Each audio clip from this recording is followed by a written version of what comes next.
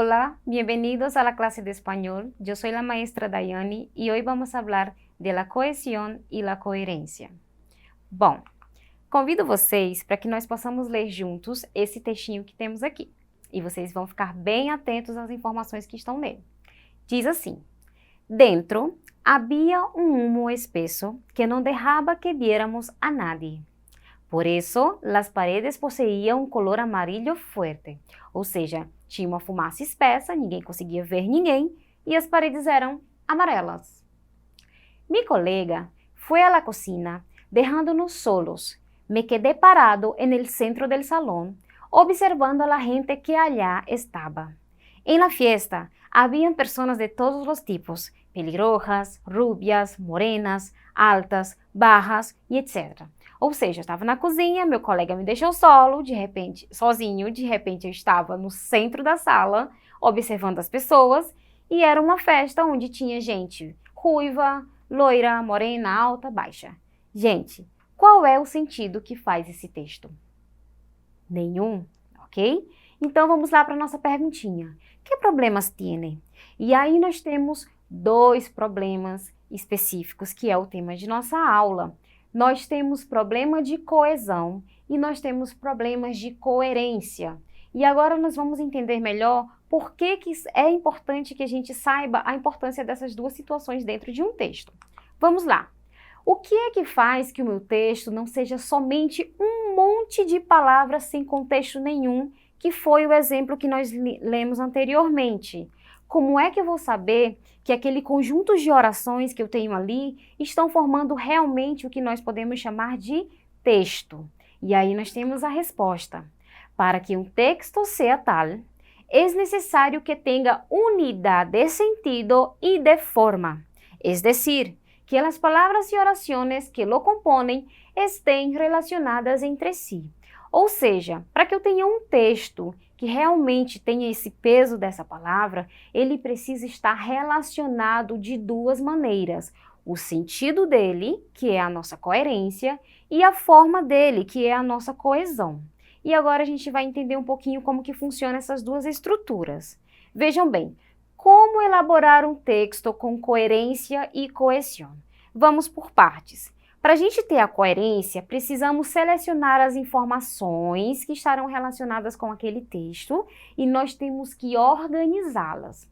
Essas informações, elas serão organizadas a nível mental, ou seja, eu vou pegar todas as minhas ideias que estão no abstrato e vou passá-las para o papel, vou escrevê-las. E aí eu tenho que ter uma sequência de ações. Quais são elas? Eu tenho que distribuir os meus parágrafos, consequentemente os meus capítulos, ok? Isso conforme as minhas orações. Eu preciso utilizar uma estrutura adequada para cada tipo de texto. Qual estrutura? Lembra que a gente falou nas aulas passadas que a gente tem os textos de prosa, poesia. Então, dependendo da estrutura, eu vou direcionar meu texto para aquele formato. E eu preciso ter também um design. Se eu vou escrever em prosa, eu vou ter todo o meu parágrafo completo, de linha, uma ponta até a outra. E a poesia vai ter aquela estrutura especial que nós vimos na aula anterior. Esse texto estará coerente se seguir esses padrões. Para que esse texto tenha coesão, eu preciso utilizar mecanismos linguísticos. Quais são esses mecanismos linguísticos? Aquelas partes que nós utilizamos no nosso texto para conectá-lo. As palavras, elas precisam estar alinhadinhas. Então, nós vamos evitar repetições, nós vamos utilizar recursos, como, por exemplo, um deles é são os sinônimos, para que esse meu texto tenha mais riqueza no vocabulário. Eu vou utilizar palavras do mesmo campo semântico, eu vou utilizar marcadores do discurso, então eu tenho toda uma estrutura para que esse meu texto tenha a coesão. Vamos tentar identificar um pouquinho mais sobre cada um deles. Por exemplo, na coerência, eu preciso ter um tema central no meu texto e todas as partes que vêm nesse texto, eles precisam estar conectados. Eu preciso ter uma sequência lógica do que eu estou escrevendo ali. Como, por exemplo, nós não tivemos lá no nosso exemplo. Uma coisa não tinha nada a ver com a outra. Esse texto também precisa ser compreendido pelo meu receptor. Nós, como leitores, quando vamos nos deparar com o texto, nós temos que ter aí uma base para que possamos entendê-lo, ok? Esse texto precisa ter uma organização a nível mental. Então, essa coerência ela vai nos ajudar a fazer uma relação de significados para que nós possamos interpretar esse texto. E também eu preciso ter no meu nível local, que são as minhas pequenas frases, minhas pequenas ideias dentro do texto, precisam estar totalmente relacionadas com a minha ideia a nível global, ou seja, a essência do texto em si.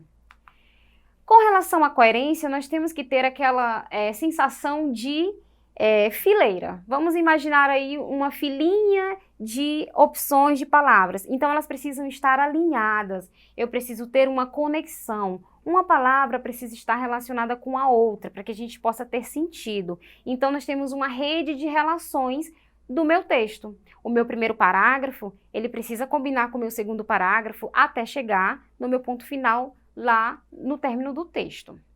E para que eu chegue nessas opções, preciso ter duas formas básicas de coesão.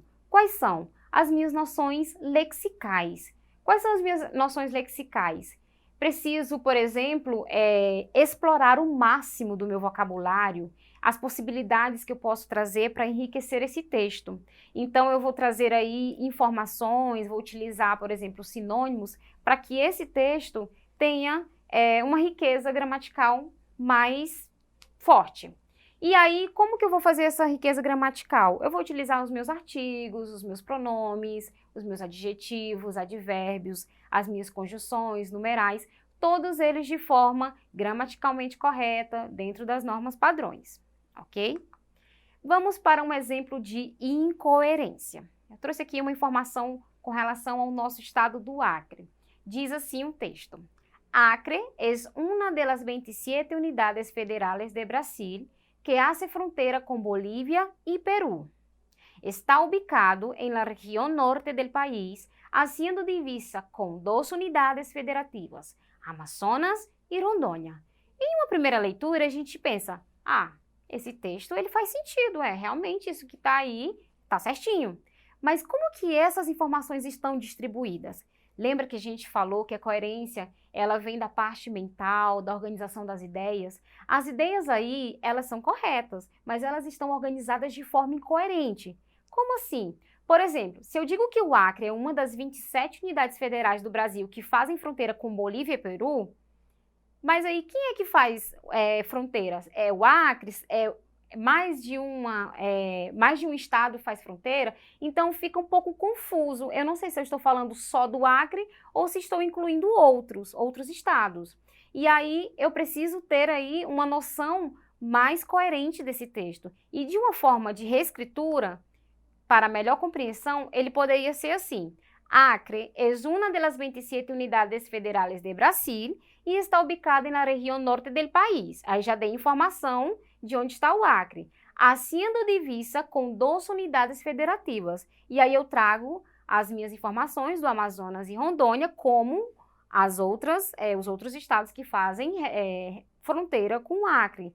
E, además de isso, para além das minhas fronteiras com o próprio país, eu tenho aí dois países, que são Bolívia e Peru. Agora sim eu consegui colocar cada informação de maneira que uma informação não confunda com a outra. Esse texto agora está coerente. Vamos para o próximo exemplo. Exemplo de texto incoerente, incoeso, ou seja, nós vamos ter o mesmo início lá, o que a gente leu de forma certinha, e aí o próximo parágrafo diz: La población de Cobija aumentou durante as 2 últimas décadas. Se estima que 74 millones de habitantes estão vivendo em la ciudad, lo que representa um aumento de 5 vezes.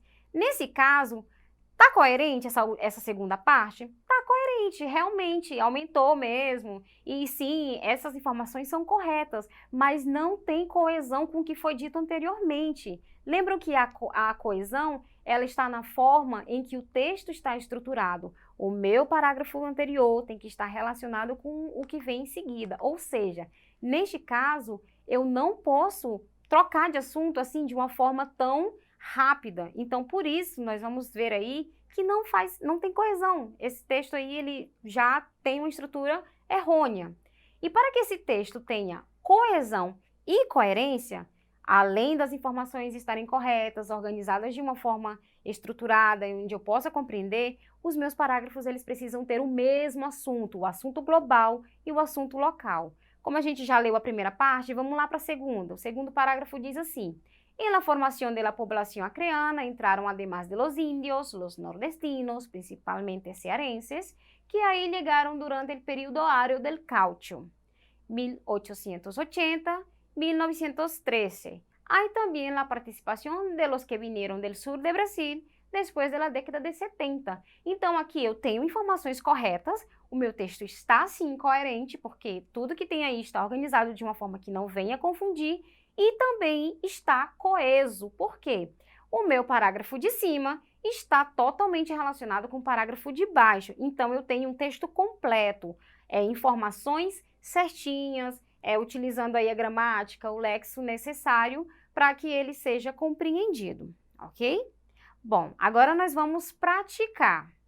Vamos ver aqui um pequeno texto e nós vamos marcar aí o que é que está fazendo que esse texto seja incoerente. Tem alguma coisa que não está bem aí, então vamos ler. Nath e Martín eran dos amigos. Eran amigos desde la infancia.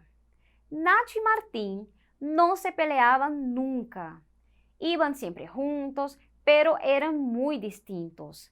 Eran diferentes físicamente, também eram diferentes em seu caráter. Ou seja, estou apresentando aí dois amigos que eram diferentes, que se conhecem desde a infância deles, e eles nunca peleavam, nunca tinham brigas, ok? Vamos seguir com a leitura. Las diferencias no eran obstáculo para su amistad. Nacho era alto y delgado, pero Martín era bajo. La cara de él redonda y lo hacía parecer robusto. La amistad se estableció cuando él tenía 5 años y su madre viajó, lo conoció en el colegio. Já nessa segunda parte, se vocês conseguem perceber, nós temos as informações da altura, né? Que um era mais magro, outro era mais baixo, mais redondo. E aí diz que não tiveram obstáculos. E no final diz que a amizade se estabeleceu quando ele tinha 5 anos. Ele quem? Nath ou Martín? E foi quando a mãe viajou. Conheceu no colégio. Mas conheceu quem? A mãe, o Nath, o Martín? Então essa parte aí no final a gente tem um problema de coesão também. As informações estão aí bem trocadas. Então, vamos lá. O que é que está marcando, por exemplo, a incoerência? Letra A. Usa palavras complicadas de compreender? Nós tivemos muitas palavras rebuscadas aí. Letra B. Usa muitos sinônimos? Tem diversas formas de falar as mesmas palavras? Estão utilizando comparações próximos de semântica? Letra C. Há muitos pontos finais? Letra D. Há repetição de informações? E letra E, nenhuma delas alternativas. Bom, já sabemos que a letra E não é possível, né? Porque já temos aí várias marcas de incoerência. E uma das que se destacam é o quê? Repetição de informações. Lá no primeiro parágrafo, eu já disse que eles eram amigos de infância. Não haveria necessidade de dizer que se conheceram lá aos 5 anos no segundo parágrafo. Já havia dito que eles eram diferentes fisicamente, na forma de ser. Então, sempre estão repetindo as mesmas informações, inclusive lá no segundo parágrafo também. Então, o que está acontecendo aí, que está prejudicando o sentido desse texto, é a repetição, ok? Então, por que escrever com coesão e coerência? É muito importante que nós tenhamos esses dois recursos para que nossa compreensão, nossa interpretação leitora seja mais fácil. Ou seja, quando a pessoa vai escrever e ela utiliza corretamente aquelas informações, ela vai permitir que o leitor identifique a essência daquele texto. Ela vai conseguir passar aquela ideia que ela estava escrevendo anteriormente, e nós, como leitores, também conseguimos enriquecer o nosso vocabulário, conseguimos aí compreender a essência, conseguimos perceber a qualidade da escrita quando o texto está aí seguindo essas formas. Para que nós possamos escrever bem, com coesão e coerência, nós temos algumas recomendações, algumas dicas. Quais são? Usar sinônimos, utilizar corretamente as conjunções e todas as demais regras gramaticais, reler os parágrafos antes de a gente concluir, evitar aquelas palavras mais complicadas, mais rebuscadas, e a gente deve se colocar no lugar do leitor. Se eu fosse a leitora desse texto, como que seria mais fácil para que eu tivesse a minha compreensão? E, obviamente, quem ler mais, escreve melhor também, ok?